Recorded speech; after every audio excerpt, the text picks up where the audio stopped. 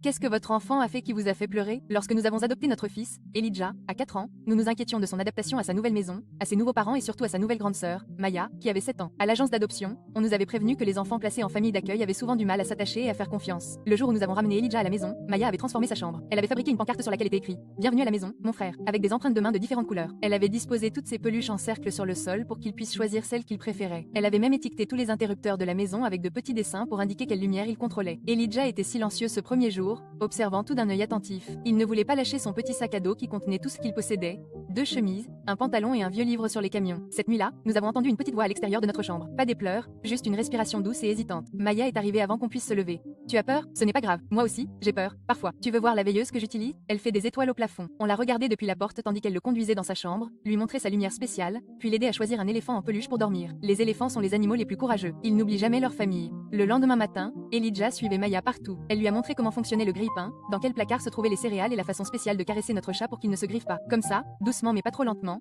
sinon il prendrait ta main pour une souris. Quand Elijah a renversé son jus, il s'est figé, ce regard effrayé qu'on nous avait prévenu. Avant qu'on puisse le rassurer, Maya était déjà là avec une serviette. Je renverse des trucs tout le temps. Papa dit, je tiens mes tasses comme si elles essayaient de s'échapper. Tiens, on peut les nettoyer ensemble. Un soir, après qu'il se soit endormi, nous avons trouvé la liste des conseils de Maya pour être une grande sœur cachée sous un coussin du canapé. Elle y avait écrit 1. Toujours partager ses plus beaux jouets. 2. Savoir quand faire des câlins. 3. Enseigner les choses importantes. 4. Toujours assumer la responsabilité quand quelque chose casse. 5. Ne jamais dire quand ils volent des biscuits. 6 ans plus tard, ils ont toujours leurs disputes pour l'heure des toilettes et pour savoir qui aura la dernière glace. Mais hier, j'ai entendu Elijah dire à un nouvel ami, c'est ma sœur, Maya. Elle m'a tout appris sur la vie de famille. C'est mon héroïne.